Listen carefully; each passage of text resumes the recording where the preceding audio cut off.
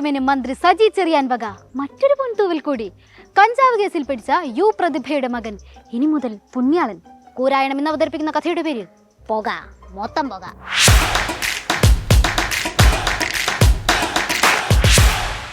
സുഹൃത്തുക്കളെ, നമ്മുടെ നാടിന്റെ നന്മയ്ക്കും കുട്ടികളുടെ ഭാവിക്കും അവരെ ലഹരിയിൽ നിന്ന് അകറ്റി നിർത്താനും വേണ്ടി എന്തൊക്കെ പരിപാടികളാണ് നമ്മുടെ സർക്കാർ ആസൂത്രണം ചെയ്യുന്നത്. പുതിയ വർഷത്തിൽ ഇനിയും കുറെ പരിപാടി പ്ലാൻ ചെയ്യാനാണ് സർക്കാരിന്റെ തീരുമാനം.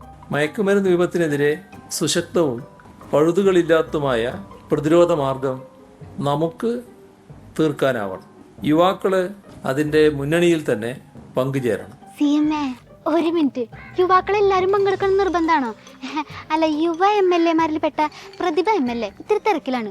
വേറെ പ്രശ്നമൊന്നുമില്ല കേട്ടോ. പ്രതിഭ MLA-യുടെ മോനെയും ടീമിനെയും കുറച്ച് കഞ്ചാവായിട്ട് ചെറുതായിട്ട് എക്സസൈസ് പിടിച്ചു, അത്രേ ഉള്ളൂ. എന്നെ സംബന്ധിച്ച് വളരെ സത്യസന്ധമായി പൊതുപ്രവർത്തനം നടത്തുന്ന ഒരു സ്ത്രീയാണ് ഞാൻ. എൻ്റെ മകൻ ഈ സമൂഹത്തിൻ്റെ ഒരു ഭാഗമാണ്. അപ്പോൾ ഇവിടെ വരുന്ന മറ്റു കുട്ടികളോ അല്ലെ കൂട്ടുകാരോ ഒക്കെ അവൻ കൂടിയിരിക്കുകയോ ചിലപ്പോൾ അതിൻ്റെ ഭാഗമായിട്ട് ആരെങ്കിലും അവനെ ചോദ്യം ചെയ്യുകയോ ഒക്കെ ചെയ്യും. പക്ഷെ വന്ന വാർത്ത എന്താ?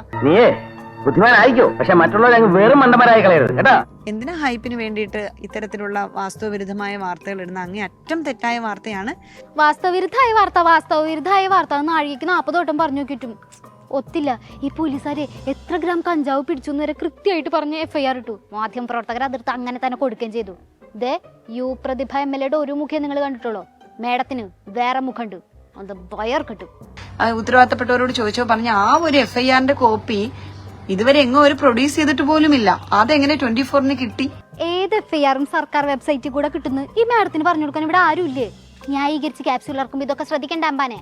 അതാണ് പ്രതിഭ MLA പറഞ്ഞതിനെ തോൽപ്പിക്കാൻ വേണ്ടിയിട്ടുള്ള ആ മഹാമനസ്കനായ മാധ്യമപ്രവർത്തകന്റെ മാധ്യമധർമ്മത്തെ എന്റെ പൊന്നോ നല്ല ഭാവിയുള്ളതായിട്ട് കാണുന്നുണ്ട് അദ്ദേഹത്തിന്.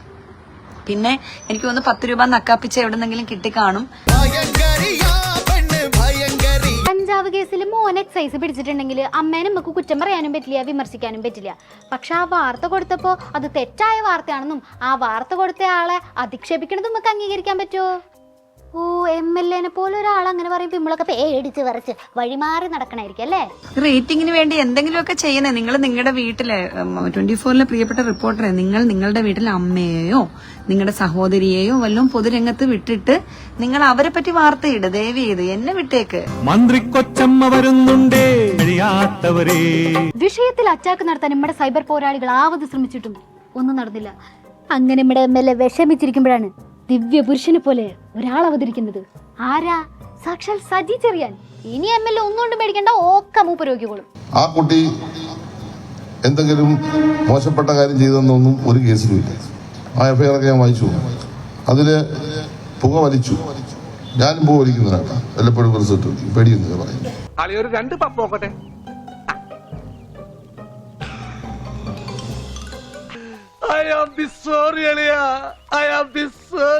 അതെ, കഞ്ചാവ് വലിക്കണത് ഞങ്ങളുടെ മന്ത്രിയുടെ കണ്ണില് ഒരു തെറ്റേ അല്ല. തെറ്റ് ചെയ്യാത്തൊരു പാവം പിഞ്ചു കുഞ്ഞിനെ എന്നിട്ട് എക്സൈസ് ആയിട്ട് പിടിച്ചോണ്ടുപോയില്ലേ? So sad. MT വാസു എന്നാലും വീഡിയോ വലിക്കുമായിരുന്നു. കെട്ടുകണക്കിന് വേണ്ടി വലിക്കുന്ന സമയത്ത് അടുത്ത സമയം വലിക്കും. നമുക്ക് അങ്ങനെ ചെറുക്കാശീലോ പുക വലിച്ച് FIR എഴുതി ആയിക്കോട്ടെ. അതിന് ജാമ്യമില്ലാത്ത വകുപ്പ് നേടുന്നു. എന്റെ ഈശോയെ, നീ ഒരു കുരിശല്ലേ ചുമന്നുള്ളൂ? ഈ വണ്ടി നിറയെ കുരിശുകളാ എനിക്ക് ചുമക്കാൻ. ഓരനുണ്ടോ? എന്നെ ഒന്ന് സഹായിച്ചാൽ മതി. ദിസ് ഈസ് നോട്ട് നോർമൽ പുക സജിയേട്ടാ, ദിസ് ഈസ് കഞ്ചാവ്. ഓ, ഇടയ്ക്കിടയ്ക്ക് പോയിക്കുന്ന ആളെ നമ്മളൊന്നും പഠിപ്പിച്ചേണ്ട കാര്യമില്ലല്ലോ അല്ലേ? അല്ല, നിങ്ങളുടെ ഒക്കെ തലതൊട്ടപ്പം CM ഇതൊക്കെ കേൾക്കുന്നുണ്ടാവോ? ഇന്നത്തെ കാലത്ത് മയക്കുമരുന്നിനെതിരെ വ്യാപകമായ ബോധവൽക്കരണവും അതിന്റെ ഭാഗമായുള്ള പ്രവർത്തനങ്ങളുമാണ് വിദ്യാർത്ഥികളും അധ്യാപകരും ചേർത്തുകൊണ്ട് നടത്തുന്നത്. അതെ CM, ആദ്യം ബോധവൽക്കരണം നടത്തേണ്ടത് പാർട്ടിക്കുള്ളിലാണ്. അല്ലെങ്കിൽ ഇവിടെ ചിലര് ഒരു കുടുംബത്തിന് ഒരു പുക പദ്ധതിയൊക്കെ നടപ്പാക്കിന്ന് വരും. MT വാസു എന്നാലും വീഡിയോ വലിക്കുമായിരുന്നു. കെട്ടുകണക്കിന് വേണ്ടി വലിക്കുന്ന സമയത്ത് അടുത്ത സമയം വലിക്കും. ഒരു സൈഡില് കഞ്ചാവ് കേസ്, മറ്റേ സൈഡില് MP ആയിട്ട് താരതമ്യം. എന്റെ സജിയേട്ടാ, നിങ്ങളെ കൊണ്ട് ഇങ്ങനെയൊക്കെ പറ്റുള്ളൂട്ടാ. ഇതിപ്പോ ഇരയ്ക്കൊപ്പം നിൽക്കുകയും ചെയ്യും, പ്രതിക്ക് വേണ്ടി പ്രാർത്ഥിക്കുകയും ചെയ്യുന്ന പറയണ പോലെ ഞങ്ങളുടെ കോംറേഡ്സ് ലഹരി വിരുദ്ധ പരിപാടികളൊക്കെ സംഘടിപ്പിക്കും. പക്ഷെ കൊച്ചു കൊച്ചു ലഹരികളെ പ്രോത്സാഹിപ്പിക്കുകയും ചെയ്യും. അതെങ്ങനെയുണ്ട്? വെറൈറ്റി ഉള്ള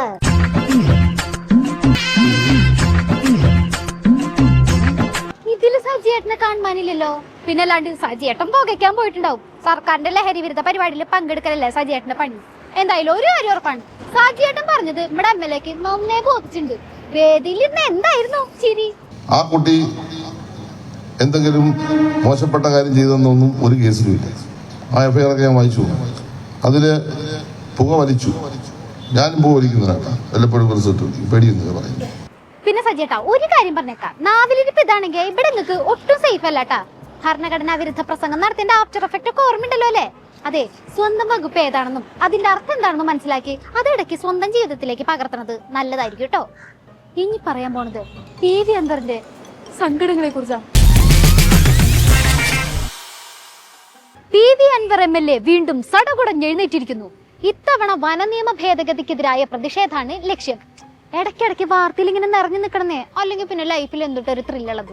ഇടിവെട്ടിയവനെ പാമ്പ് കടിച്ചു എന്ന് പറയുന്ന അവസ്ഥയിലേക്ക് 1,30,00,000 ജനങ്ങൾ പോവുകയാണ്.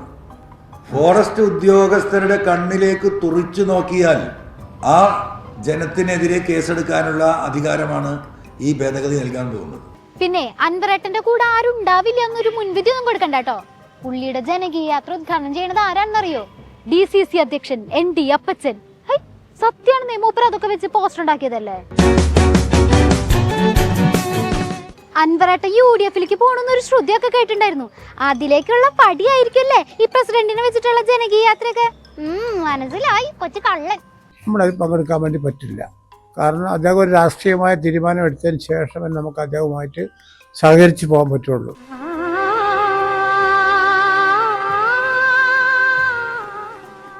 എത്ര നാളായി ഞങ്ങളുടെ അൻവറേട്ടൻ ഗതി കിട്ടാതെ ഇങ്ങനെ ഒരു അഭയത്തിന് വേണ്ടി അലഞ്ഞു തിരിഞ്ഞു നടക്കണു. അവസാനം ഒരു പിടിവള്ളി കിട്ടി, ഒരു പോസ്റ്റർ ഒക്കെ ഉണ്ടാക്കിയിട്ട് കൈയിന്റെ തുമ്പിന്ന് എല്ലാം പോയില്ലേ.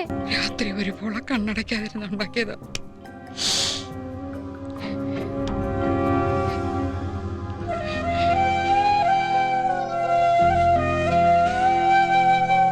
അല്ല, അൻവറേട്ടൻ UDF-ലേക്ക് പോണില്ലേ?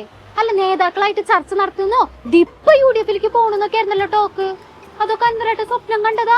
അതിനെ കുറിച്ചൊന്നും അറിയില്ല. അത്തരം കാര്യങ്ങൾ പാർട്ടി ചിന്തിച്ചിട്ടോ സംസാരിച്ചിട്ടോ ഒരു ധാരണയിൽ എത്തിയിട്ടോ ഇല്ല. അതിന്റെ വിശദാംശങ്ങൾ എനിക്കറിയില്ല. ഈ കാര്യങ്ങളിലൊക്കെ തന്നെ പാർട്ടി ഒരു പൊതുവായ തീരുമാനം എടുക്കണം. PCC പ്രസിഡന്റും പിന്മാറി, KC വേണുഗോപാലും കൈമലർത്തി, ലീഗും പിൻവലിഞ്ഞു. അങ്ങനെ സടകുടഞ്ഞെഴുന്നേറ്റ് അൻവറേട്ടൻ വീണ്ടാമതും ഏകനായി. ആകാശമേഘം മറഞ്ഞേ പോയി, അനുരാഗതീരം കരഞ്ഞേ പോയി, ഒരു കോണിലെല്ലാം മറന്നേ നിൽപ്പൂ ഒരേ കാന്ത താരകം. PMK, തൃണമൂല്, UDF, വെള്ളാപ്പള്ളി, അങ്ങനെ അൻവറേട്ടൻ മുട്ടാത്ത വാതിലുകളില്ല. പാവം, അതിനൊരു അഭയം കൊടുക്കാൻ ആരുമില്ല ഇവിടെ. സാറി അൻവറേട്ടൻ, വിഷമിക്കണ്ട. ആരെങ്കിലും ചോദിച്ചിട്ടുണ്ടെങ്കിൽ മറ്റു സിനിമ ഡയലോഗ് പറഞ്ഞാൽ മതി.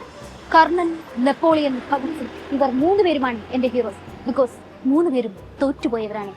അൻവറേട്ടന്റെ വിഷമത്തിൽ പങ്കുചേർന്നുകൊണ്ട് ഇനി ഞാൻ കൂടുതലൊന്നും പറയുന്നില്ല. ഞാൻ പോയിട്ട് പിന്നെ വരാം. ബൈ.